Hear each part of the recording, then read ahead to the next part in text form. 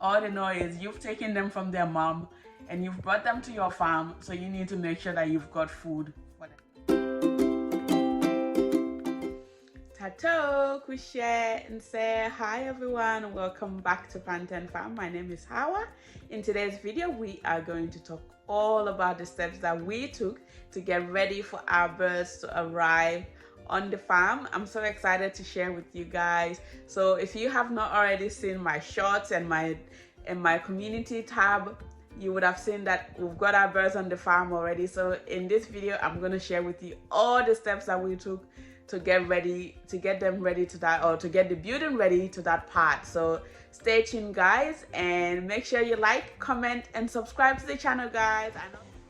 So before we go any further, there are some things that you must have ready before your birds arrive. One of those things is feed. And trust me, the country where I am farming, or where our farm is located, which is Liberia, the feed is probably the most difficult thing to get. So you need to make sure that you've got feed available. You need to make sure that you're gonna always have feed available, because at the end of the day, the birds don't care whether the feed is available in the country or not. They don't care whether or not you've got money. All they know is you need to provide them food. All they know is you've taken them from their mom and you've brought them to your farm, so you need to make sure that you've got food for them. So make sure that you've got food prepared, or have food available, which is very pricey in Liberia. So that is point number one, is definitely feed. And the point number two that you need to definitely consider is your building. So make sure that you've got your building well laid out, secured. I'm assuming you would have already built the building and it's all there, but what you need to make sure that you do is to make sure that you've got the wiring around it. So you've got wire mesh or some sort of something protecting the building from rodents like rats and snakes and all that. You need to make sure that you get your wire mesh in place. Point number three that I think is also very important is to make sure that you've got a very good source of water. So on our farm, if you have not already seen, we've got a borehole. So for us, we don't have to pay for water. So it's natural water from on the ground, which is amazing. I'm really excited about that. But you need to make sure that you've got a source of water for your birds.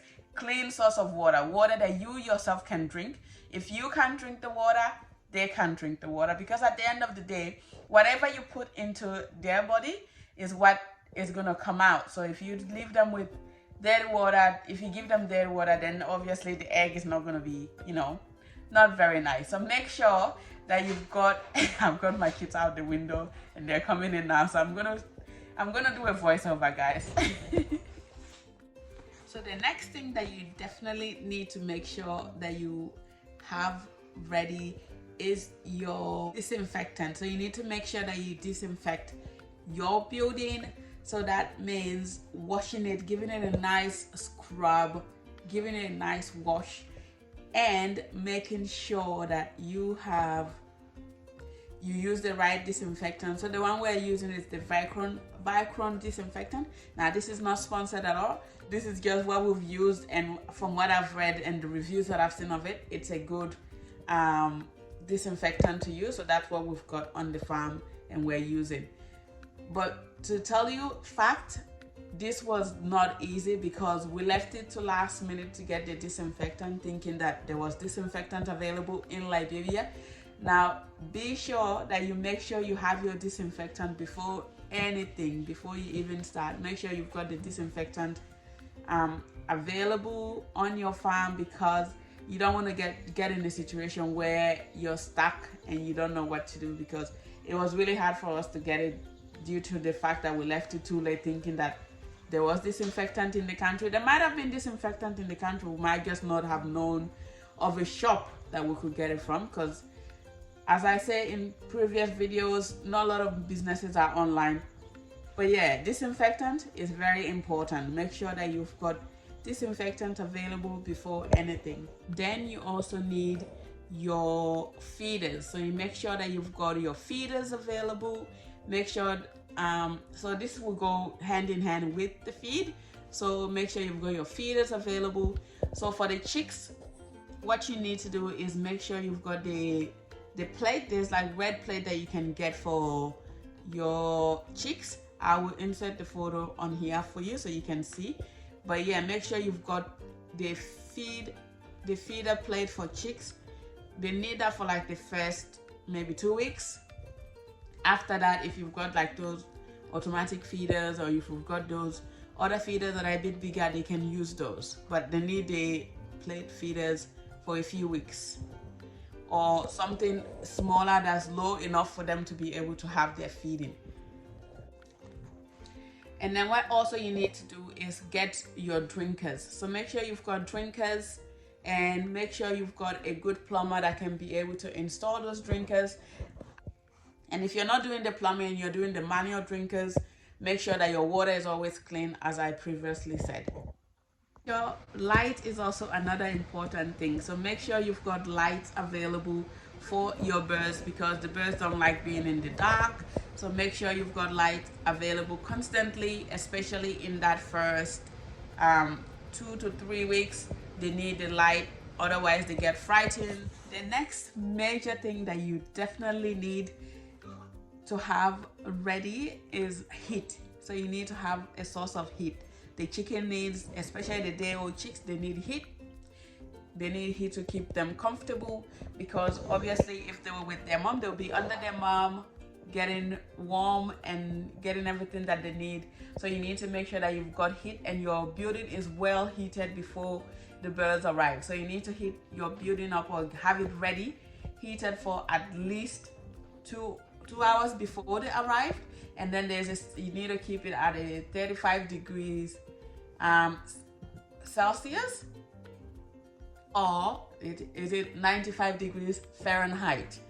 So you need to have your building that warm on the arrival of the birds, and you can reduce it every week by 5 degrees every week after that first week. So make sure you've got your heating source in place.